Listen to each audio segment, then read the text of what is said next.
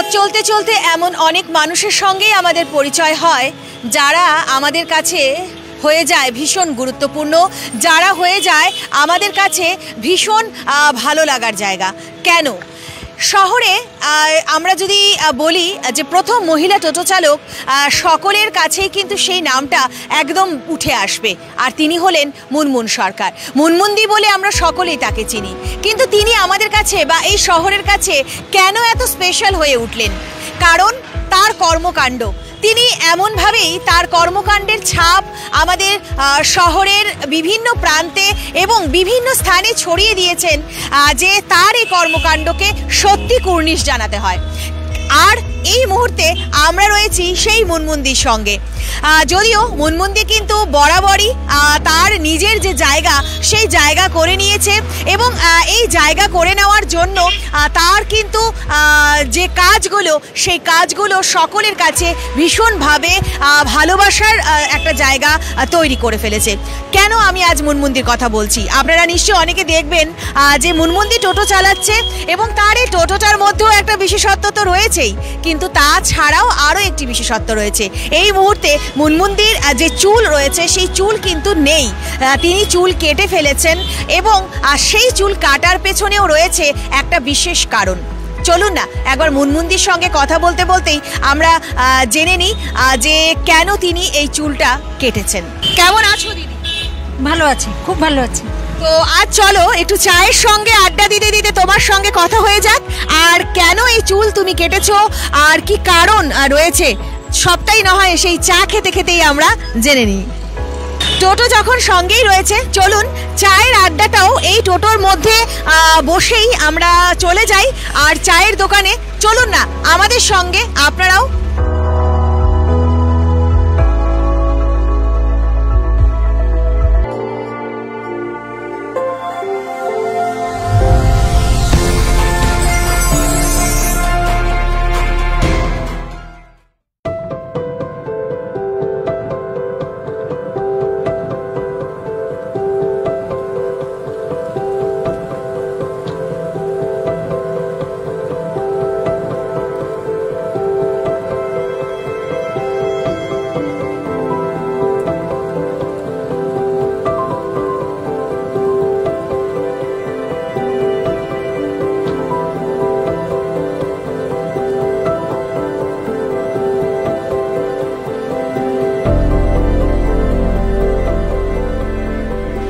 যেটা বলছিলাম যে চা খেতে খেতে আমরা একটুখানি আড্ডা দিতে দিতে জানবো, তো তোমার কেন মনে হলো যে হঠাৎ করে তুমি তোমার এই চুল তুমি কাটবে, এবং কেন কাটবে?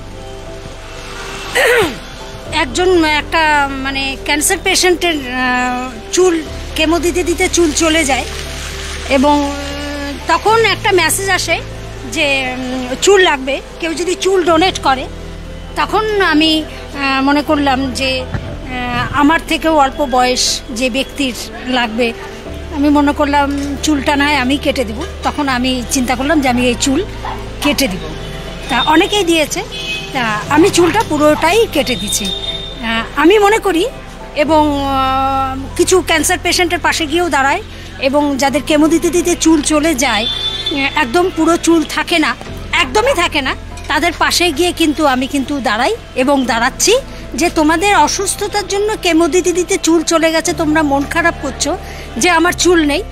তা আমি চুলটাকে কেটে দিলাম, চুলটা কোনো ম্যাটার করে না।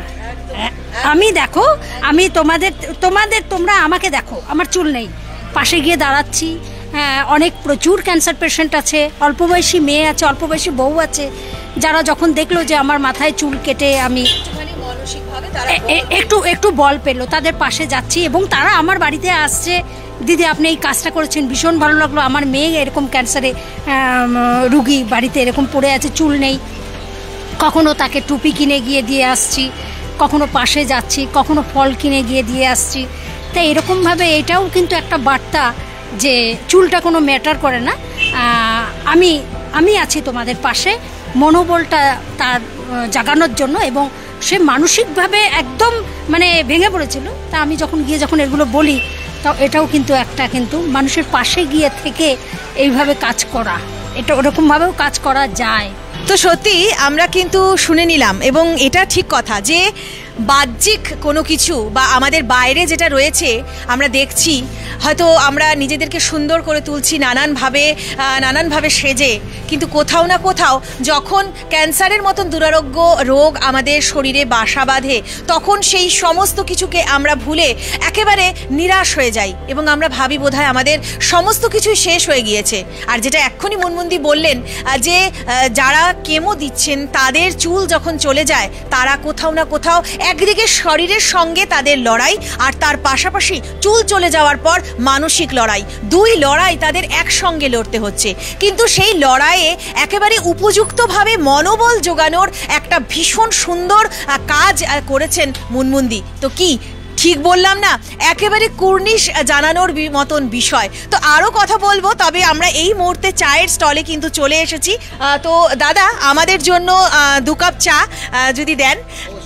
তো আমরা দাদার সঙ্গেও একটুখানি কথা বলে নিই, দাদার চা বানাতে যে আমরা আজ আড্ডা দিচ্ছি মুনমুনদির সঙ্গে, হঠাৎ করে দেখা হয়ে গেল। নিশ্চয়ই মুনমুনদিকে আপনিও চেনেন? হ্যাঁ, চিনি, অনেক পরিচিত লোক এখানকার, আর সব দিক থেকে মানে মন দিক থেকে খুব ভালো। বাস একে দেখে অনেক কিছু এক্সপিরিয়েন্স বা অনুপ্রেরণার পরিচয় পাওয়া যায়, যে এই কাছ থেকে অনেক কিছু শেখারও আছে দিদির কাছ থেকে। দিদি তো মানে সবারই একটা অনুপ্রেরিত মানে ব্যক্তিত্ব বলতে পারেন। বাস। কি নাম ভাই? আমার নাম রাম সরকার। তো আমরা কিন্তু চায়ের স্টলে এই মুহূর্তে উপস্থিত এবং আমরা কথাও বললাম তার সঙ্গে, তিনিও কিন্তু এটাই বললেন। তো মুনমুনদি, চা তো বানানো হচ্ছে, তুমি একবার এদিকে চলে আসো। আমরা কথা বলতে বলতে চা তো একটু পরে চলেই আসবে। যেটা তুমি বললে, ভীষণ সুন্দর একটা কথা বললে যে মানুষকে মনোবল দেওয়াটাও কিন্তু একটা বড় ব্যাপার। তো কোথাও না কোথাও এই কাজ ছাড়া মানে এটা তুমি কেন, তোমার হঠাৎ করে এটা মাথায় আসলো যে তুমি এটা করতে পারো? তোমার পরিবারের থেকে কোনো রকম বাধা এই ব্যাপারে কখনো এসেছে? আমি যখনই কোনো কাজ করতে যাই সেটা বাধা তো আসবেই। আমি একটাই জানি, বাধা না আসলে পরে সেটা মনের মধ্যে জেদ আসে না, আর সেই কাজটাও করা যায় না। আর শুভ জিনিস হচ্ছে আমার বাধা। আমি যখন দেখি যে আমার যখন জীবনে কোনো কাজ করতে যাই বাধা আসে, আমি তখন মনে করি ওই কাজটাই আমি করব। বাধা আসা এটা আমার জন্য খুব শুভ। আর আমি এটাও একটা বার্তা দিতে চাই এর মাধ্যমে। আজকে তো চুলটা দান করেছি, আমি এমনও কোনো মানুষের পাশে গিয়ে দাঁড়াবো যে যার বাড়িতে একজনই রুজি রোজগারের মানুষ, সে বাড়িতে তার উপরেই সংসারটা চলে, তার 2টি কিডনি শেষ হয়ে গেছে। Every drop of water counts. SBM Gold's water tank is the most sustainable and durable water storage solution available. Our hashtag Asli Commitment. আমি পাশে গিয়ে দাঁড়াবো। আমি আমার কিডনিটা যদি দরকার পড়ে, আমার কিডনিটা যদি ভালো থাকে, যদি তাকে সেট করা যায়, আমি সেটাও আমি দান করব। আমার 2টো কিডনি, একটা কিডনি না দিয়ে দিলাম, একটা কিডনিতেও মানুষ চলে।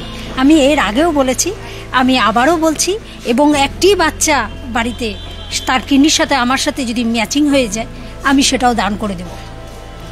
তো চাও চলে এসছে এবং চায়ের সঙ্গে সঙ্গে আমরা একটুখানি কথা বলে নিই। এবং যেটা বললাম যে এটা কিন্তু আরও একটা বড় কথা দিদি বললেন যে কিডনি দান করবেন, এবং তিনি যে এইভাবে ভাবতে পারছেন এবং এই ভাবার যে বিষয়টা সেটাও কিন্তু একটা ভীষণ কি বলবো, যে এটা সবাই ভাবতে পারে না।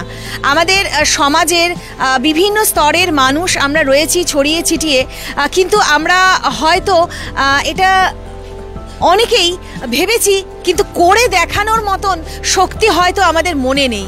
সত্যি মুনমুনদি আমাদের সকলের কাছে একটা বার্তা পৌঁছে দিচ্ছে, যা আমাদের এই সমাজের কাছে একটা ভীষণ একটা উপকারী জিনিস। এবং যেটা একটু আগেই বললেন চায়ের দাদা, যে তিনি সকলের অনুপ্রেরণা, সত্যি তাই, আমাদের সকলেরই অনুপ্রেরণা দিদি। তবে যেটা আমি একটু আগেই বলছিলাম যে শুধুমাত্র চুল দান করে নয়, শরীরের অঙ্গ দান করেও তিনি সকলের পাশে এভাবে, অর্থাৎ যারা সত্যিকারের যাদের প্রয়োজন রয়েছে সেই সমস্ত মানুষের কাছে তিনি দাঁড়াবেন। সত্যি তার মনোবল এবং তার এই আত্মবিশ্বাসকে আমরা কুর্নিশ জানাচ্ছি, আমরা সম্মান জানাচ্ছি। এভাবেই মুনমুনদি এগিয়ে চলুন, আর এভাবেই খুশি মনে সকলের মুখে হাসি ফোটাক, আর তার মুখেও এভাবেই হাসি থাকুক। ভীষণ সুন্দর লাগছে আজকে দিদি তোমাকে এইভাবে সেজে, তুমি এইভাবেই থাকবে সবসময়। আমি একটা প্রোগ্রামে গেছিলাম, রাস্তায় আমার সাথে তোমাদের দেখা, এবং ভালো লাগলো আমারও। আমার মনের কথাগুলো আমি তোমাদের সাথে শেয়ার করতে পারলাম। সবসময় খবর সময় আমার পরিবার, আমি ভীষণ ভালোবাসি এই চ্যানেলটিকে। তা আমার সুখে দুঃখে আমার পাশে প্রথম থেকে 2020 থেকে আমার পাশে ছিল। আমিও কিন্তু তাদের সাথে ওতপ্রোতভাবে আমি জড়িত, এবং আমি আমার মনের কথাগুলো আমি বলতে পেরে আমি নিজে মনে করি যে হ্যাঁ, এটা বলা উচিত। এবং আজ নয় কাল একদিন মৃত্যু হবেই।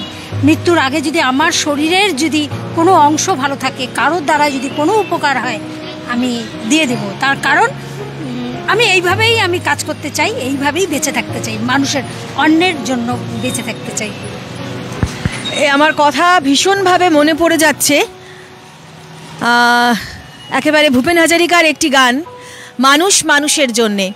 গানটা হয়তো গুনগুন করতেও ভীষণভাবে ইচ্ছে করছে, কিন্তু সেটা সম্ভব নয়। সত্যি এটাই হওয়া উচিত। আমরা প্রত্যেকে যদি প্রত্যেকের তরে থাকি, চাটা খাও, ঠান্ডা হয়ে যাচ্ছে, প্রত্যেকের তরে আমরা প্রত্যেকে থাকলে সত্যি আমরা এভাবেই বাঁচতে পারবো, আরও অন্য মানুষদেরকে বাঁচার রসদও জুগিয়ে তুলতে পারবো।